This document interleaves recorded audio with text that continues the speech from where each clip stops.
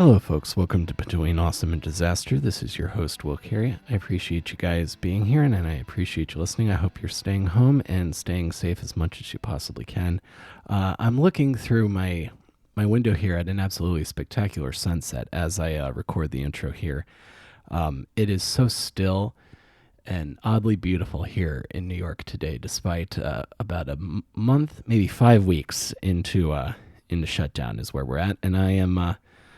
My birthday is coming up, so I have a lot that's on my mind, and particularly thinking of home, which is kind of what we'll be talking about today. My guest on the show is someone I've known for a very long time. My guest today is Logan Romanowicz. Logan and I grew up together in Calvert County. He served 10 years in the United States Marine Corps. We were in a band in high school together called Strictly Tech, which you might have heard mentioned in some past episodes. Logan was the bass player in that band. I was the guitarist. And he is currently playing bass in 3 different bands around the Philadelphia area. I want to make sure that I tell you about him, and we're going to talk about him a bit on this on the episode today. He's currently playing in Stealing Fame, 10th Amendment, and he has another project called Royal Ghosts. My apologies. And Logan is an incredible musician. He was the only bass player in all of the local bands that I was seeing in Calvert County, where I grew up, that played slap bass, with a couple of exceptions. One of them being the lead singer and bassist for a local band that we used to go see a lot called Corn Dog.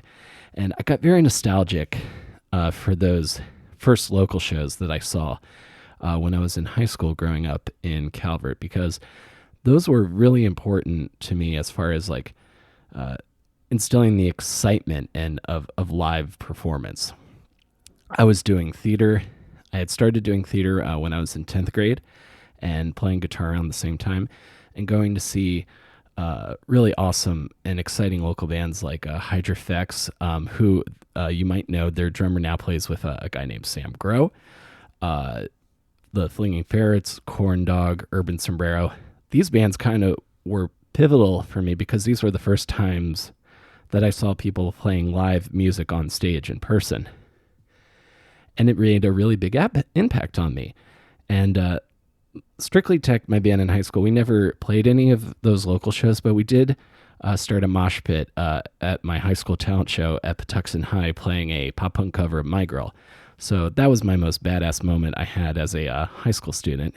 And I hadn't seen Logan since graduation, really. I knew he joined the Marine Corps, but I hadn't really been privy to too many of the details of his experience while he was serving, or his experiences gigging around the Philadelphia area. So we got to catching up and talking about it. So what you're about to listen to is really like 2 friends who haven't seen each other in a really long time, kind of reminiscing and seeing how the other has been doing. And Logan is a fantastic musician. If you are into hard rock or heavy music at all, you will definitely want to check out his projects. And if you enjoyed this and think you know someone else who might want to listen to more podcasts like this, I have over 145 something episodes now.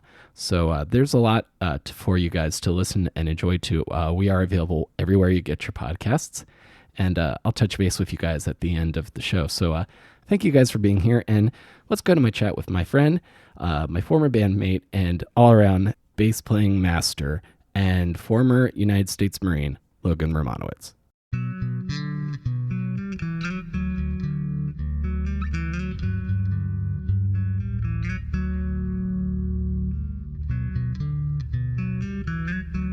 All right. Thank you so much for doing this, man. I appreciate it. It's been a really long time since we've had any kind of long conversation. Yeah, I mean, I think last time we really spoke at length, I think, was for when we were trying to do the Strictly Tech reunion, 2 years ago? Yeah, that's come up But beyond that, yeah, that's come up but a couple. That's come up a couple of times, and I know it's going to happen someday.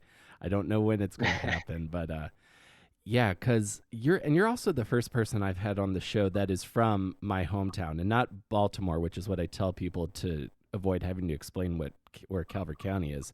But Right, right.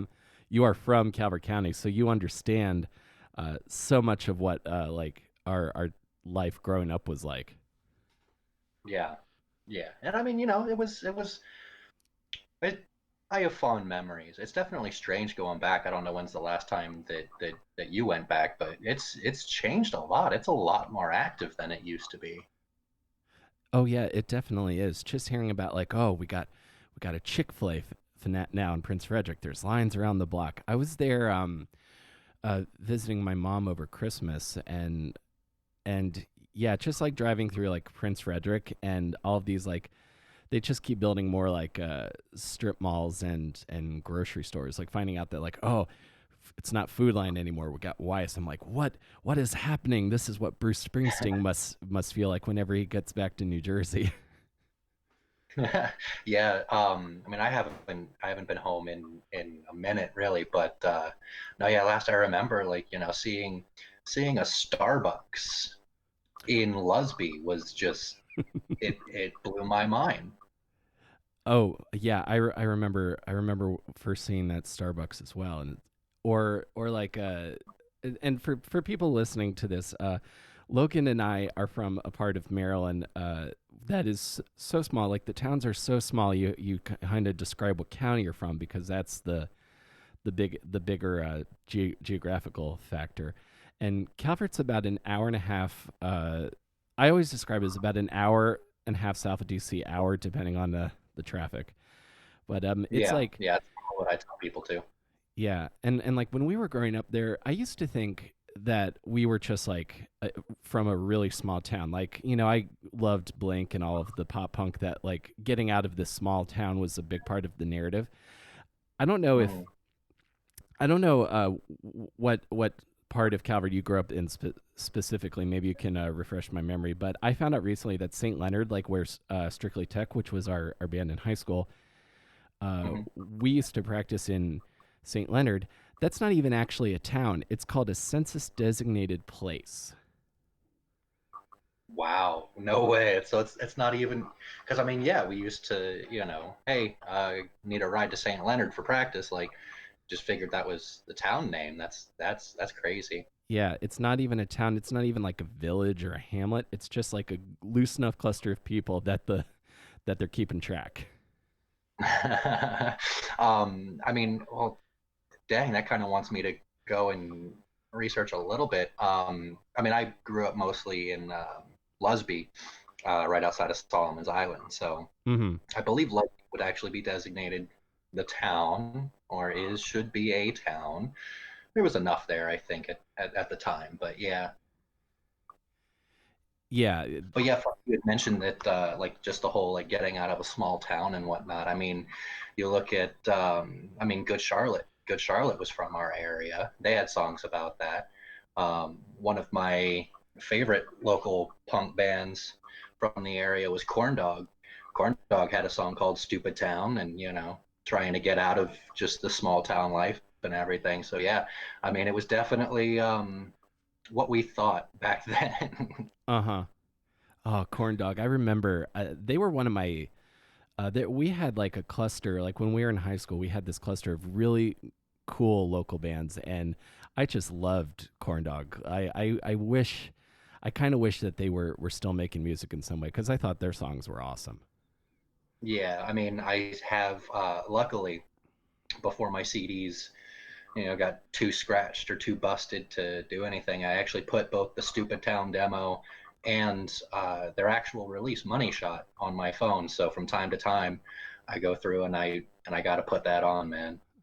Oh yeah, 100%. I still play our demo every now and then. I'm like, this kind of holds up. Same. I think Yeah, same. I think as far as like recording quality goes, I think ours was kind of I think ours was one of the better sounding demos. Granted, I didn't have the best lyric writing when I was 17, 18. But I think as far as like sound quality goes, and the thing I remember is like how when we recorded like how like dialed in we were. Like we were really tight. Like we weren't a band for very long, but I think we sounded like we had been a band much longer than we were. Yeah, I mean, for being just that, high school punk rock group that it doesn't have a whole lot of experience, I'm still quite proud of that demo that we did, and still go back and listen to it occasionally. Yeah, man, that was a lot of fun. Absolutely, man. Like, cause and maybe your memory is different. I remember when I met you. I think it was probably after school. I was probably waiting to get picked up because I was like building sets or at rehearsal, and I at that time it was not cool to like Creed or bands that sounded like Creed. Like the modern what's called like modern rock, what was called modern rock or active rock, like what would be played on like DC 101. Uh Radio rock, yeah. exactly. That wasn't like really cool to admit that you enjoyed listening to that, but I remember just thinking, kind of saying out loud, you know what? Mark Tremonti is an excellent guitarist, and people should remember that when they think, when they talk about, just when you talk about if Creed is lame, just blame it on the front man because Mark Tremonti is No, solid. exactly. And I mean, that's what, I tell everybody, because I still wear my Creed shirt that I've had since like high school. Um, Uh huh. you know, I I always loved Creed. Like that's what really got me into playing music in the first place. Uh huh. And yeah, when people give me shit about it, I'm like, you know what? Listen, listen. You don't hate Creed, or you don't hate the musicians. You hate Scott Stapp. Like Yeah, he's exactly. kind of the I think the catalyst for the hate. And I gotta say that I think it mirrors well into the supposed hatred for Nickelback as well. I think a lot of Mm hmm. people just don't like Chad Kroger.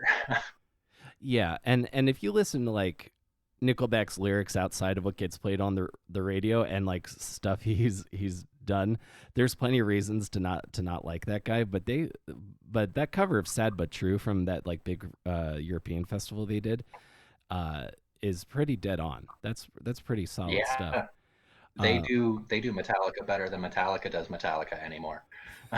you yeah. know. So Creed was what really got you interested in playing music. And did you start on bass or did you start on guitar? So, back in, oh my, actually, yeah, it was 2000, summer of 2000. Um, Me and Kenny became really close, and so he started teaching me to play guitar. Shortly before the formation of Strictly Tech, Yeah, yeah. me and Kenny were trying to put something together, and just couldn't find a bassist that we liked. So I ended up getting a bass that year for Christmas. Fell Mm-hmm. in love with the instrument. Haven't looked back. Yeah, that's if anybody listening to this who's trying to put a band together, bass player next to drummer, bass player is the most sought after. So if you play guitar and if you play guitar even just a little bit, learn to play some root notes on bass because you'll it's a beneficial skill to have. Um, Absolutely. yeah, and I find it interesting where because you play bass in your band now, yes? Yeah, in two of the ones that I'm in currently. Yeah. Two on the ones you're in currently, and I play bass in mine, so we kind of ended up in the same place. It's Yeah. kind of ironic. And I will say, not again to not to blow smoke up your ass too much, but I think again of the local bands at that time, I think, and I say this mainly because you were the only one who knew how to slap. Uh, I think one of the most solid bass players that Calvert County's little like local rock scene uh, generated. Well, I do appreciate that sentiment and everything, but I mean, and then even going back to the other bands that were in the area. I mean, Hydra FX is still around. Mm-hmm. They're still doing great things. They had I love their bassist. I used to watch him every time we saw him live just because he was great. Mm-hmm. And then, yeah, Ryan from Corn Dog was also another big local influence to me. So there were definitely a solid group of bassists back home, and I'm glad that you think I was one of them. Oh yeah. Your song on our demo, the all bass and vocal song, is very Right. really creative bass line. Like I hope that you work that song gets worked into one of your bands now because that's a great song. Actually, I've been kind of thinking about that. I just haven't really had the guts to like, reach out to everybody and was like, hey, y'all mind if I take what used to be strictly tech, turn it into something else? But too, I've just been trying to think of um, something similar to it that isn't exactly that, Sure. just to kind of still get the same feel of it without, straight, ripping it right out of, the old high school days and everything. Sure, sure. I feel that way with some of the songs. I've while I'm quarantined, I've been teaching myself some like home recording techniques, and like I got some mixing and mastering software. And I have like Mhm. this collection of acoustic songs and stuff I've done with different people, um, leading up to my band now, like that never like played live anywhere, and just like I had to go around and like get everyone's blessing, like, hey, I really like these songs. Can I do something with them? And everyone's like, yeah. So I imagine Chris McNamara uh, and Roach would be up to that, especially because I really feel like that song was like your song. Granted, we had a live version that we played on it, but that was really all you, man. Yeah, yeah. And I mean, again, similar to what you were saying, not that we were the greatest lyricists back at that age, but Right. it was definitely a fun track, and I'm still very impressed with that bass line. And I mean, you figure that line's coming up on like 16 years old, if not a little bit older than that. Yeah. Oh my God. It's really been that long. Another 4 years. It'll be 20 years since we all graduated, and I feel like that's because I don't know if we've seen each other much in person since graduation, and I kind of want to fill in some of these holes because like I feel like we've stayed in touch, but I don't know all the details of your life, so I'm interested to kind of fill in some of these blanks. But Right. Yeah. I mean, yeah. I think the last time that we really kind of saw each other and hung out was, I think, my going away party. yeah, I think that's right. Down in the ranch club, I seem to recall. Hmm. Yep. Yeah, yeah. I'm remembering this, and I can't remember uh if you were going to if it had been decided you were going into the Marines at that point or not. Oh yeah. I mean, I had actually signed all the contracts and entered what's called the delayed entry program my senior year. So once we graduated and the summer hit, yeah, I was shipping out. Oh wow. And where did you go for basic? So everybody east of the Mississippi River goes to Paris Island, South Carolina, for Mm-hmm. boot camp. So went and spent 13 glorious weeks in swamp-like areas with sand fleas, and it was summer, so of course it was just bloody hot. Right, right. And and what But and what drew and were you drawn to military service in some way? What was compelling you to join the Marines? yeah, so that's actually kind of a funny story. Um, so I think, yeah, what? So we graduated in 2004, so it was like the winter of 2003, right? Just getting ready to head into New Year's and all that. My mom had asked me, had said, all right, you're getting ready to graduate. What are your plans? Mm-hmm.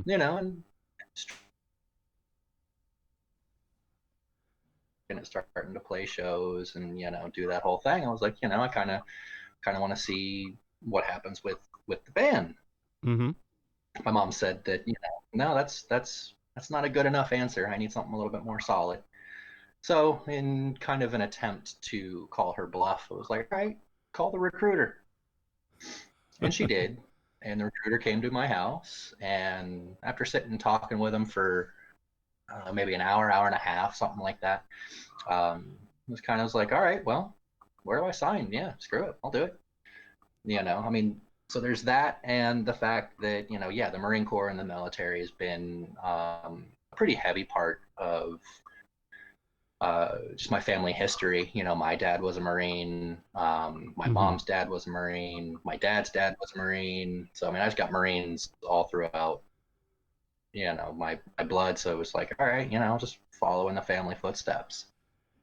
No, totally. That makes sense. So there's kind of a family tradition there, because I was curious if that were I was curious what the choice of that particular branch versus like Army or Navy. And correct me if I'm wrong, because all I know is what I've seen on like TV and documentaries. But the Marines, at least to me, have this kind of reputation as like the kind of like scrappy like junkyard dog of the military services. Like they like Yeah, the way yeah, Generation that's Kill kind of presents it. yeah, and I mean, I think that's more or less what the Marines attempt to um, set up visually.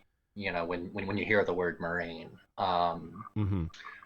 back in was it World War II, against Germany, all that they called us Teufelhunden, German for devil dogs, and that is a term that continues to stick today. Uh huh. So yeah, I mean, we definitely present ourselves as the scrappy, ready to fight, let's go, you know type of service. Mm-hmm. And then when you get through basic, and when you're going through basic, did you ever have moments of like, oh, what the fuck did I do? Just about every damn day. I mean, because I mean, once you show up, you're stuck for 13 weeks. Right. I mean, of course, technically you can quit at any time, but um, yeah, it was an experience, absolutely. Um, yeah, I mean, it was, to wake up every morning before the sun and to go to bed every night after the sun goes down, and you are just running from point A to point B constantly with people yelling at you, screaming in your face, but, all that served a purpose, I mean, if you're going to be the best war fighters in the world, then this is how you do it. Exactly. They kind of make you into they take what you are and make you into the person that's they need for the job. Right. Yeah. I mean, it's a complete breakdown of um, any bad habits or uh, the things that you've picked up socially in your 17, 18, 19 years, however long that you've been enjoying. You're broken down and rebuilt in their image. Wild. And I remember, because I ended up studying theater, so I was like, I always thought, yeah, Logan is the badass of this crew, because I definitely know I would have washed out I would have washed out completely as just like like I had a moment on I had a moment recently where I realized like, oh, and being in quarantine is not helping. I had a moment recently where I was on stage at a show skanking behind a band, and then afterwards I was like totally totally gassed. I'm like, oh shit, I gotta start walking more. Um, so Yeah. Well, I mean, that kind of comes with, I think, the age too. I mean, when I go to shows, I don't mosh nearly as heavy as I once did. oh sure, yeah. I remember I did this joke on stage a lot that I used to get sore moshing at shows, and now I get sore standing in the back the whole show. Uh, like that. And not like, and you go, I imagine you go to heavier shows than I do. I'm talking about like the starting line. Like that's a tame crowd compared to like Slipknot or Mudvayne or Five Finger Death Punch. Yeah, yeah, and I mean, those are the shows that I tend towards more often, definitely. I mean, especially now that have you seen Stained is actually like gotten back together, and well, I don't know, quarantine now, but they were supposed to be touring with, oh damn, I don't even remember who now, but Stained had gotten back. Actually, I think it might have been Disturbed and Stained. So that would have been an Oh, interesting show. yeah, that would have been really interesting. I saw some clips of I guess what would not their reunion show, but I'll say their first show back. They sounded good. Like Mike and the rest of the band sounded solid. Aaron, I know is a great vocalist. I don't know if he was just maybe like not 100% there on the night of the show, But yeah, I remember loving Stained, loving Stained back in the day. Like Break the Cycle, that was like one of the albums that we all really liked. Yeah, I mean that, and even Dysfunction before it was also a really solid album. But yeah, Stained definitely had a big part in kind of molding the musician that I've become, growing up in that new metal era. Oh, 100%. And I don't know what stuff you're into, now, but apparently new metal is back because there are a lot of metalcore bands that sounded like metalcore maybe 5 years ago, and uh, I to borrow a phrase from the YouTuber Finn McKenty, there are a lot of bands now that sound used to sound like that, like like used to sound like early Avenged Sevenfold, that are now trying to be like a gentler Linkin Park. Yeah. I mean, as far as what I'm listening to now, most days, I mean, I still listen to a lot of the stuff from way back then. But I've recently found bands such as Alien Weaponry that I really like. Um, Straight Line Stitch was a band that I found about a decade ago. Unfortunately, I don't think they're around anymore, but they were really solid. I loved them. But yeah, I stick to mainly just the kind of, new metal or just anything that could just be classified straight as metal. I try not to venture too far into metalcore. Wasn't a big fan of. Death metal's hit or miss for me, so it's just metal, new metal. That's pretty much it. Yeah, I hear you. I as far as heavy stuff goes, that's kind of my wheelhouse as well. I've gotten really into like Japanese music lately. Like I discovered Japan has this like incredible pop punk scene that like like so many bands that I guess grew up on like early 2000s like Blink and Sum 41, and even later on like bands like the Story So Far, and that kind of like that sort of kind of like sad shouty pop punk that was really big in 2010.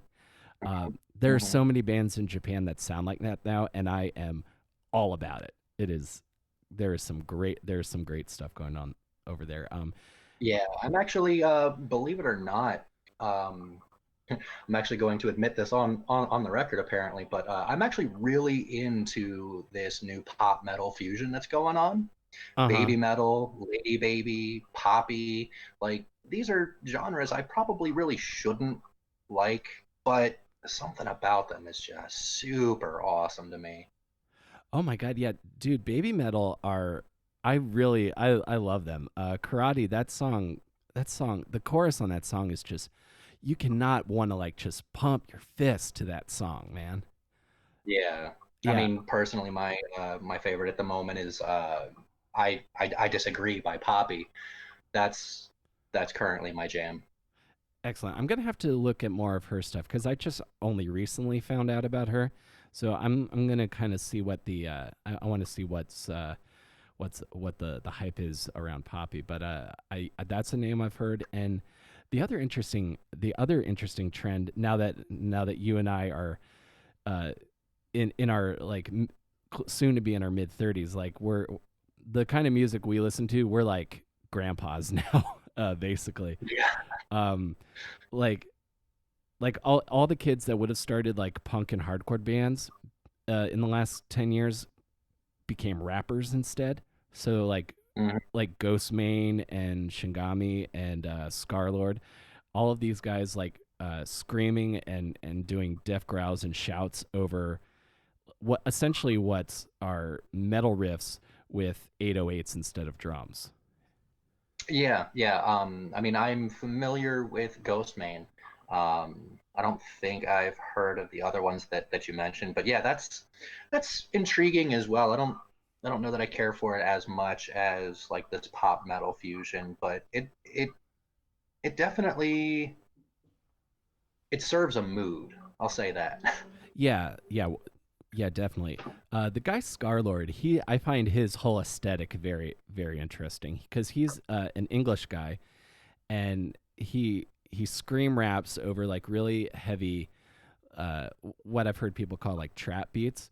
And a big part of his stage costume is that he wears a surgical mask with like a scary monster mouth on it. So when COVID-19 started like really taking over the world, I was like, that guy is perfectly set up. Yeah, I mean, actually, I think I might have seen pictures of him, or at least pictures of those masks. Um, but yeah, you said that was Scar Lord. I might have to check that out. Yeah, if you write it Scar SCAR Lord, it'll come up, but he spells it like SCRLRD or some kind of like internet abbreviation way. Gotcha. But I would definitely, that's stuff I find very interesting. And for heavy stuff, I've heard the name Amir is really big. Is like a big heavy band right now. Um, Yeah, Amir is good. Oh God, I'm drawing a blank on everything else now. I just found back New Year's Day of this year, actually just came across a Polynesian metal band, and I can't for the life of me recall their name at the moment. that's But that was really interesting, So like that culture that does. Yeah, I'm sure you've seen the videos on Facebook of it's called the Haka, which is like that Polynesian warrior dance and whatnot. So to see oh metal from that culture it blew my mind. It was crazy. oh that would be awesome. Yeah, like the thing that the New Zealand rugby team does. Right before they Yeah, annihilate another group of people, um, yeah. yeah, that's like the perfect culture for that like warrior metal crossover. Um, so you get through basic, and then where are you stationed for the rest for your service? How long were you in the Marines?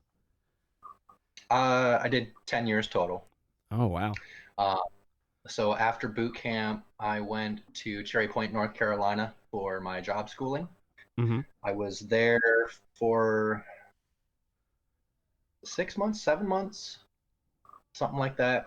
And then I wanted to get stationed in Japan, but they sent me to New York. So Oh, spent 7 years up in New York, and then for my last 3 years, I got sent down here to the Philadelphia area. oh, right on. Yeah, I would have wanted to get sent to Japan too. That country is amazing, and so you're yeah, because I remember you being I remember you being stationed in New York. Did you get down to the city much? Because you were living upstate, right? Yeah, I was living about hour and a half north of New York City. So, like the Calvert County of New York. Um, I was up in actually Orange County. So, Mm-hmm. where Orange County Choppers was filmed and all of that, I was up there. Uh huh. And and what was your day to day like? Because I'm sure I imagine some people think if you're in the military that they don't think about the other jobs that are not being on the front lines. What was your day to day like? Right. So, I mean, for most of my career, I was basically just well, to put it simply, I was an aircraft mechanic. Mm-hmm. I didn't directly work on the aircraft. I actually worked more on the gear that was used to fix or service the aircraft. Mm-hmm. So I mean, I was a mechanic, and I mean, yeah, that was pretty much my day to day. Show up to work, drink a pot of coffee, um, throw on some coveralls, and get under some gear, start turning some wrenches. Um, yeah, I mean that was pretty much just day to day. Practical skill to have. That's the kind of stuff I imagine that like uh again un kind of like the really important work that is needed uh because you can't I guess you can't defend the United States of America if the planes don't work as well. Yeah, yeah, Um yep. So I mean, up in New York, I was attached to a KC-130 squadron. So I mean, those were the prop planes that are normally like troop transport, mhm. smaller gear transports, and things of that nature. Um, but yeah, so I mean, if those don't fly, then nobody's going anywhere. Yeah, exactly. And then And how did you like Philadelphia? I've only spent a little bit of time there, but I'm starting to have a greater appreciation for that city. I actually really like it here. I mean, just the history. There's a lot of history here. I mean, the Marine Corps was technically born in Philadelphia. Mm-hmm. So there's just a lot of history from that time, and the music scene here at one time was pretty decent. Unfortunately, we've had a lot of venues close in just like the last 5 years. But the the music scene out here, definitely some strong musicians. Mm-hmm. Um, it's just a shame that venues are closing and people don't come out to shows like they used to. But um, I really like it here. It's not too different really from home, aside from being like a half hour outside of the city. Right on, man. Yeah, I was talking to Tom May from the Menzingers. I don't know if you know that band, but he was telling me that uh like after they moved from Scranton to Philadelphia, it was in the midst of the housing crisis. So Mhm. in in that in that environment came this really like fertile DIY scene because no one could afford to just have their own apartment. So it was like these all these group houses, and then everyone's like, "Hey, let's just have a show while we're all hanging out." Um, yeah, I've heard great things about Philadelphia, and yeah, and I worry about I especially worry about uh like thinking about like venues specifically surviving for however long the quarantine lasts, and especially like comedy venues because I've been thinking about like and I interviewed the owner of my home club here in New York recently. Um, Mhm. like the comedy industry, I don't know what it's going to look like after this because really the only people that venues are going to want to take any kind of chance on are people that are going to sell out the that are going to sell out the show. Yeah. Well, I mean, I don't know. I think that I would, I would hope, that most of them would that there's still an expectation that once this quarantine is over, people are going to get out and they're going to do things. So I would almost, I mean, I would like to think, and maybe that's just the optimist in me, that it almost doesn't matter who you book for the first while because people are going to be there.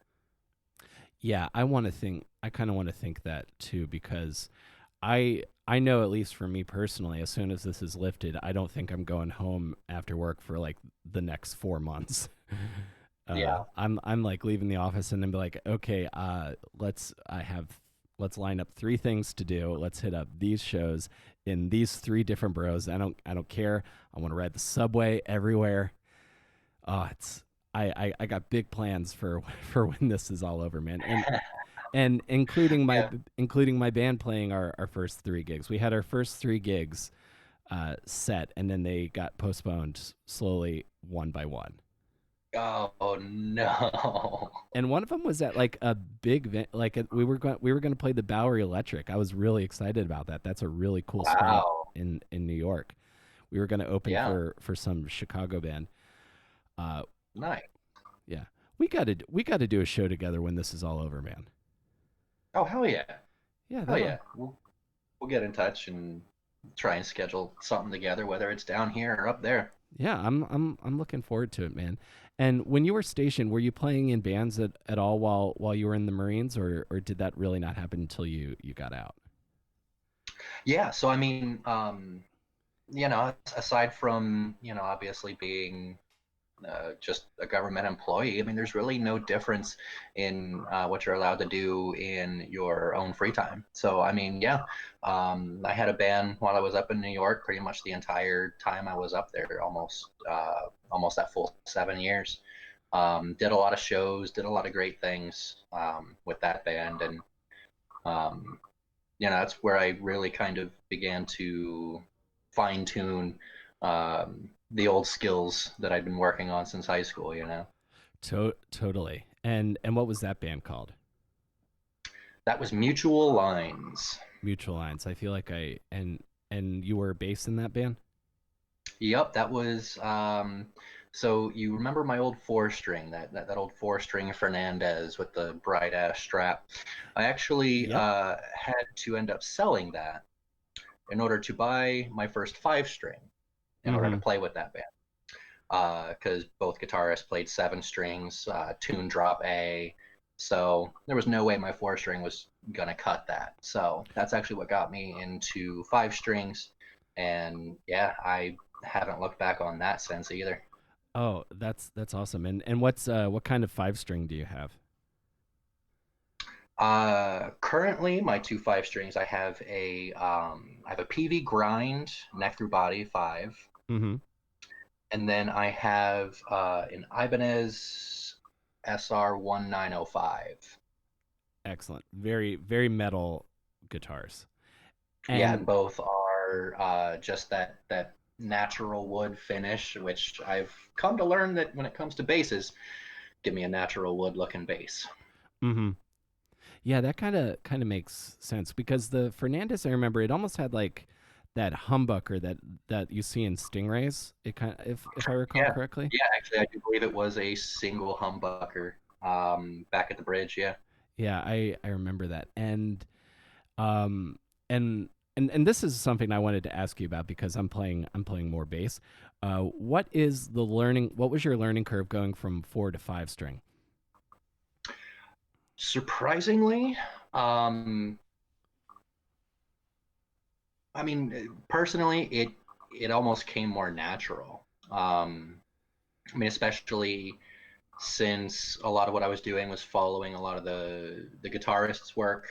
Mhm. Um, I was able to start kind of focusing more on the low B string and then right the E, the A. Okay, cool, cool, cool. But it all just ended up really kind of flowing pretty naturally, and even the adjustment in the headstock width wasn't really even all that much uncomfortable like I thought it was going to be. Like Mhm. it's not like going from a five to a six. I've played a six, and those fretboards are highways. Can't do it, won't do it, can't Right. make me. Sure. But now a five just feels really smooth after you know doing it for so long. But I don't recall really having many major hiccups jumping from a four to a five. Nice. Yeah, because if you're playing with guitarists that do 7 strings, and if they're tuning down, then you're gonna want to be able to get that like deep like low end growl to you can't be doing like the higher the bass can't be the high instrument in a metal mix. Right. You kind of Yeah, want to be able exactly. to. And I mean, considering, you know how on a six string guitar, you drop that six string to match the D. There you go. There's your power chord. Well, you do the same thing on the low B string, and now your low note is an A, which if you're on a four string tuned E A D G, that's ooh nah. That's yeah. You have nothing but to do all the higher octave work, and it's just not right. Yeah, yeah, absolutely. I played a Squire bass 6 recently that I found was kind of interesting. That's the it's tuned like a guitar but an octave lower. So you play it like a guitar, but you can kind of make it sound like a bass also. I would want to mess with it again because I don't know if I have quite cracked everything that it can do. But that I So more like a baritone. similar to that, yeah. Like you can play bass lines on it, and then you could also do chords on the higher notes, and they just sound an octave lower. I found it. Interesting. Yeah, it's pretty interesting. I imagine like if I got a bunch of like delays and choruses, I could create some really interesting stuff with that. Like I bet. create some soundscapes. Um, okay, so and you were in the Marines for 10 years. And what does an what does an exit from the military look like? Well, I mean, I had an honorable discharge, so I would expect you know, nothing less from you. yeah, yeah. I was unfortunately, I don't know that I was really done, but unfortunately, due to drawdowns and everything that was happening, back in the 2014 timeframe. Mm-hmm. I just didn't make the cut for retention, and just kind of had to try and bow out gracefully, Right. albeit earlier than I wanted to. But it when you leave a unit, um, the unit or the group that you worked with normally come together and get you some kind of going away thing. Normally it's like some kind of real nice shadow box, or Mm-hmm. some kind of sculpture that means something to the particular unit or area that you're in. So I mean, I got this really awesome kind of Liberty Bell piece where they put a little plaque on there with a fun little saying. Uh, yeah, so I mean, it's a bittersweet moment, definitely. Sure. Yeah, I But can yeah, imagine. I can imagine that, and especially, uh, I imagine that line of work when there's so much like gravity and importance to it on every conceivable level. And then I don't know if you're working with a lot of the same people for that length of time, but yeah, it not unlike. And this is not the comparison is not doing it justice. It's sort of like, I guess, like, when the tour ends, when the tour ends, and you have these like group of people that you're just with all day every day for so long, and then everyone goes their separate ways, like at the end of Stand By Me. There's a yeah, kind of like, there's that sense of loss, and then there's that sense of what now. yeah, and uh, there's definitely the weight of those feelings. And especially there's a little bit of that silver lining of, all right, well, this is a new beginning. It's not necessarily, an end. It's or the end. It's just an end to this current point. And I'll be honest. As much as I was sad to leave, I was happy to never have to shave again. Exactly. I wondered if, because I see you on the camera, and you have that very like wizardly, like Devin Townsend inspired, like intellectual metal guy look going, and I wondered if that was a response to having to shave every single day for so long. Yeah, I mean, you'll find it across pretty much all the branches that when anybody gets out, their hair gets long. They stop shaving for a while. Um, I kept the goatee for a little while, and then just kind of finally decided, all right, yep, it's time to get the, the Merlin beard started. 100%, and it is glorious, sir. I cannot grow a beard like that. I just shaved today. If I The most I can get is like kind of a decent like boxer that hasn't shaved for a couple of days, but when it comes in, it just makes me look like a total creep. It's not a good look. So I've got to, I got to stay. I got to, I got to, I got to keep it clean as much as possible. It also kind of it reminds me, hearing you say that. I don't know if you follow any sports at all, but after Amy Weinbach, the soccer player for the women's national team, retired, I think she got busted like with pot like within the next couple of days or something like that. So I wonder, athletes, I think it's the same way. It's like, okay, I'm gonna eat 4 pizzas, put some cheeseburgers on the pizza, and give me all of the drugs. um, Once I left the Corps, um, I experimented once again, but and none of that really hits any home with me. I don't particularly care for it. I mean, I'm not gonna knock it. You don't have to keep it away. Just if you offer it to me, I'm gonna turn it down. But hey, it's more for you. Yeah, that's kind of where I'm at. I mean, you've known me for a pretty while. My I was straight edge when we were in high school. I didn't have my first drink until I was 23. My biggest vice is dessert. Like, anytime, if we were like, if I'm on the road, if I'm like traveling somewhere, and I end up in some like random restaurant that has like a, if you can finish this, we'll put your picture on the wall kind of challenge. I'm doing that. And Nice. so you're living near Philadelphia now, and what bands are you playing in currently? Currently, I have three of them. I play lead guitar actually for an industrial metal outfit called 10th Amendment. Excellent. Um, I play bass for a hard rock slash metal group called Stealing Fame, and then bass for a hard rock, maybe radio rock band called the Royal Ghosts. Excellent. And I think of the band I had heard was Palaceburn. So that band is not Yeah. active currently. Palaceburn was around for, or at least I was a part of them for about 4 years. I left back in 2016. Mm-hmm. Um, they did do a farewell show, actually. I think it was last year, the year before. Um, so they have technically, I believe, gone away, unfortunately. Mm-hmm. But I don't quote me on it, but I may have seen or heard some things through the grapevine that they might be trying to start again.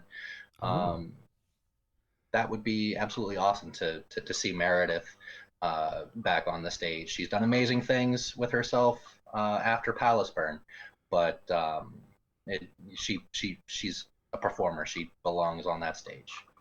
Awesome. Yeah, I remember I listened to the Palaceburn EP and was like, this vocalist is amazing, because that's something I think especially for the kind of music that you play and and that kind of scene, like in hard rock and metal, is that when the vocalist can really like sing her fucking ass off, or his ass off, that's always something I notice. So yeah, the vocals on that EP were awesome, dude.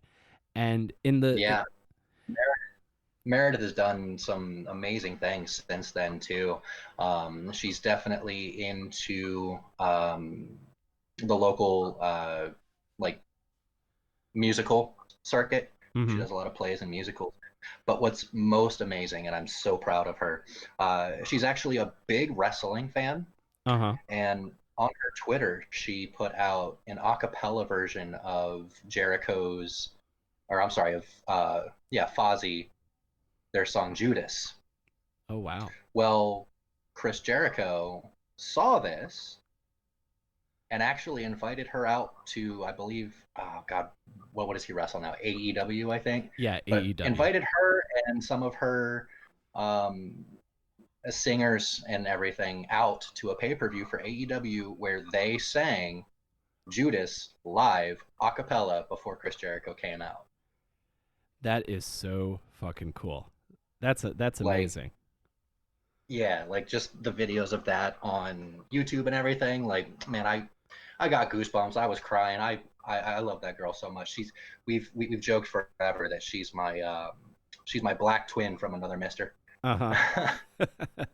We've had so much in common and everything. Uh-huh. I love her to death, and I'm super proud of everything she's done. That's fantastic. I love seeing stuff like that. Like I'm feeling pretty great and Eddie and comfortable with where my life is right now. So seeing like just the fact that like the between the time that I saw the band All Time Low, like I saw them my freshman year when they were opening for SR-71, and then I saw them on Warp Tour when their EP was doing really really well. And then the next time I saw them was with A Day to Remember and Blink 182 at the Barclays Center in Brooklyn. It's just, it's like this kind of, I love seeing shit like that. And maybe my place in life is that I'm the guy in 300 who loses an eye, but he lives to tell the tale. And he has all these great stories and all of these, he's been close to all these legends. Maybe that's my place, but it's still an incredible journey to despite despite the loss of the eye. And Right. But I mean, too, I mean, everything that, I've been seeing you do, especially with these podcasts and everything, like, I mean, you've been doing some good shit for yourself, man, and I'm super proud of everything that you've done as well, man. well, the feeling is more than mutual, brother. I appreciate it, man. And likewise, right back at you. Um, so in your three bands now, I'm curious. Are you doing any songwriting in any of these projects? Not per se. Most of my work is dependent on the guitarist and, Hmm. what they kind of do. I help out where necessary. The Royal Ghost just recently wrote a new track, which we call Broken Man, hopefully to be recorded and put out here soon. But we were trying to figure out a bridge for that, and both the guitarists just really weren't coming up with anything that they liked or fit. So, I mean, I did help by at least writing the riff for that bridge. Hmm. But I mean, that's about the extent of my songwriting. I just kind of fill in where necessary. Um, that, and I've done some creative things, I think, with uh, stealing fame as far as our guitarist and vocalist Mike. He'll write the song and then excuse me, and then he'll have me over to record the bass line.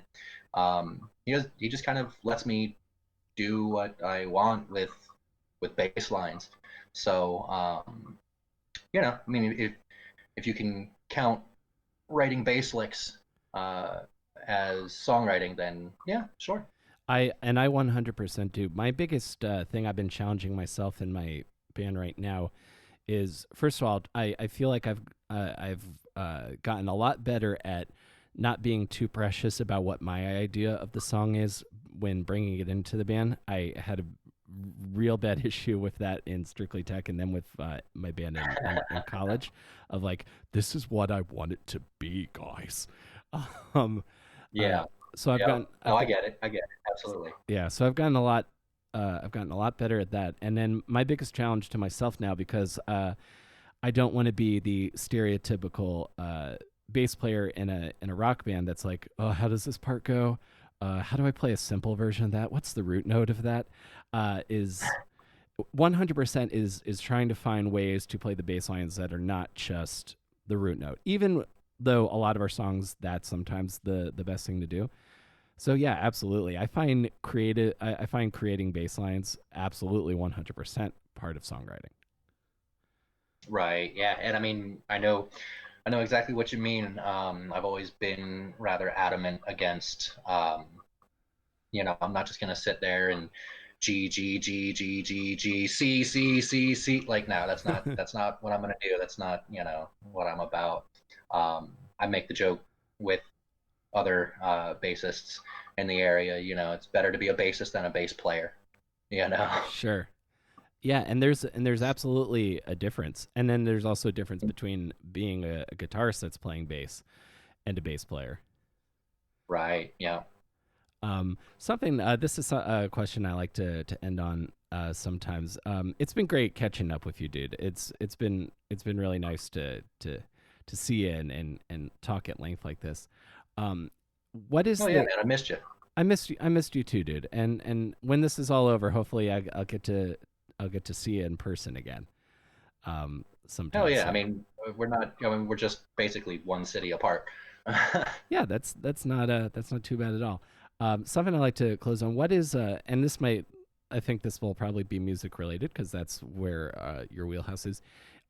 Is there a project that you have in your head that you haven't made yet that you want to create? What's that project? um, that's a toughie.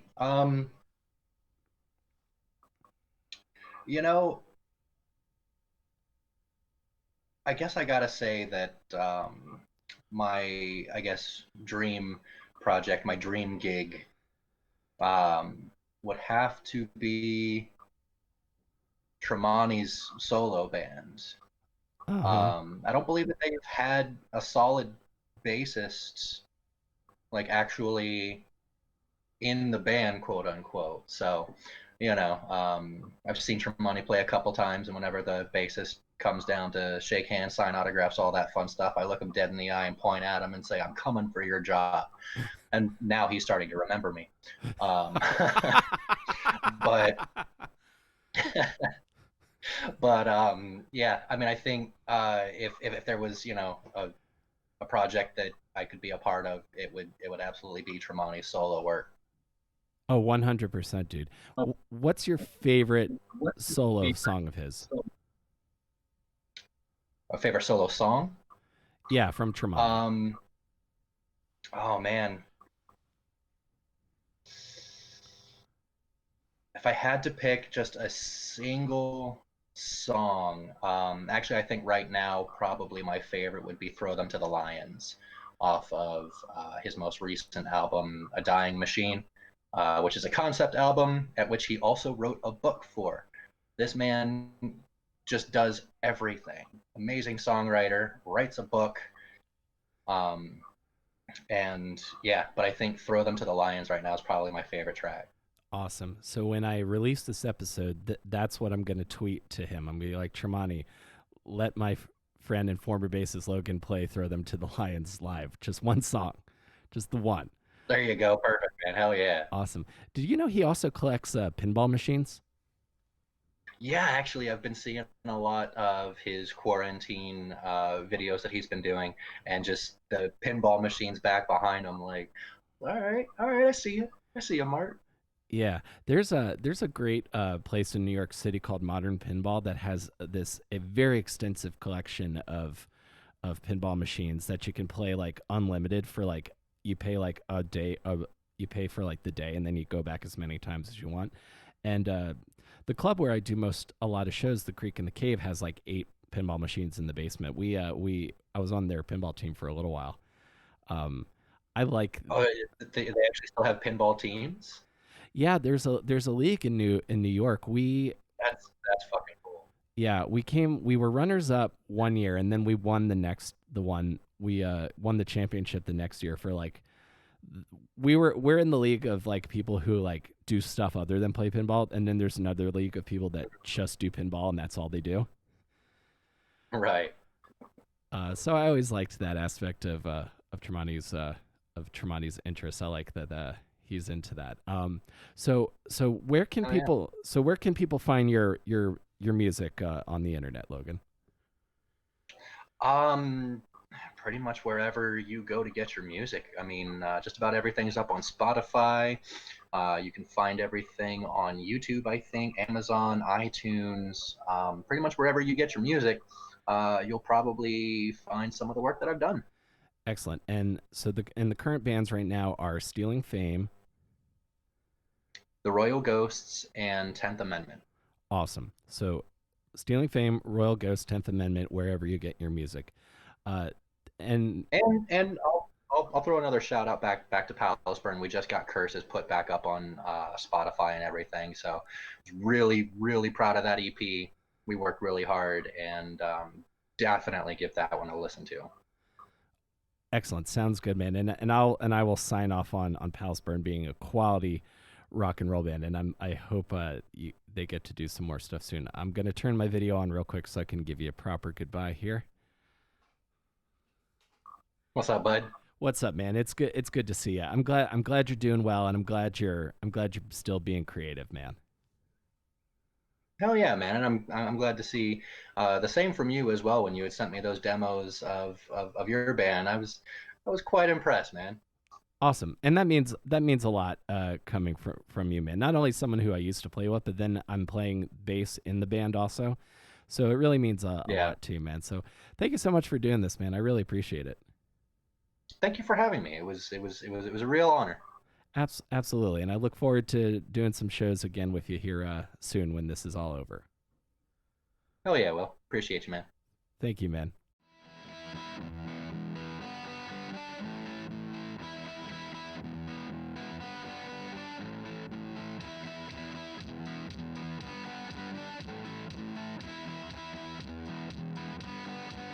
That is my friend, former bandmate, and former United States Marine, Logan Romanowicz.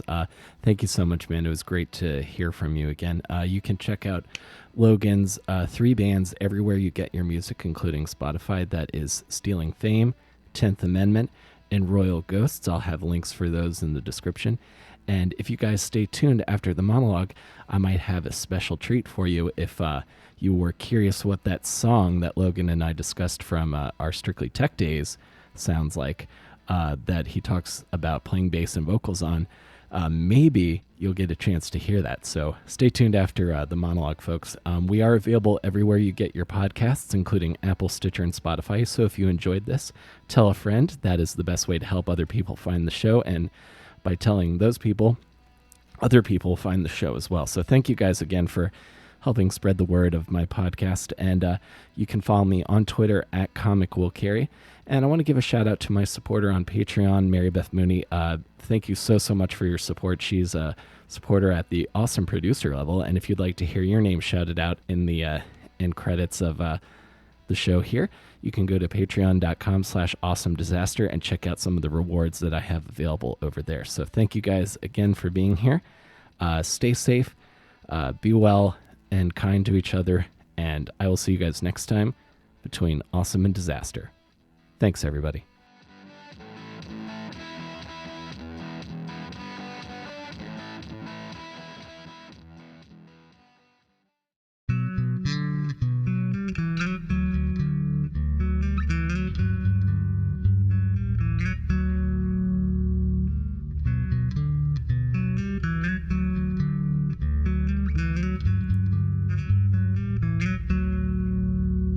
I saw you there, you had short blonde hair. I didn't mean to stare and you didn't care. I reached for you, told you my heart was true. Didn't know what to do, I'll tell you what I knew. This love I feel, it must be for real. Come with me, I'll make you see. I'll treat you like I should, then you'll stay, it's all okay.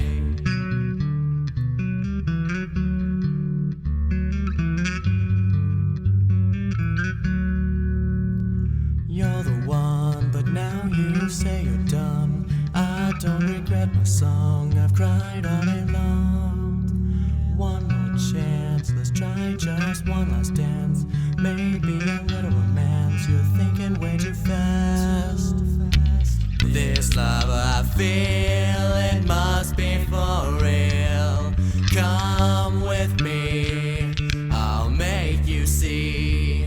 I'll treat you like I should, then you'll stay, it's all okay.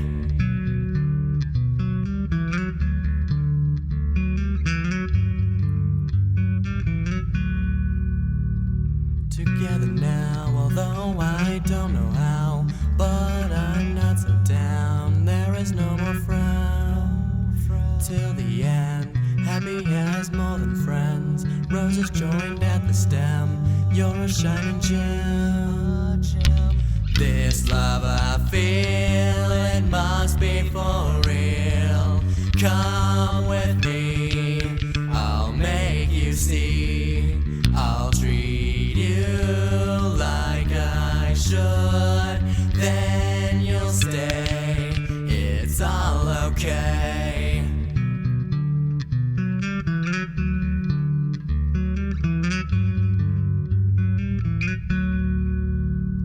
You left again, maybe it's not to be, but I still believe you'll come back to me.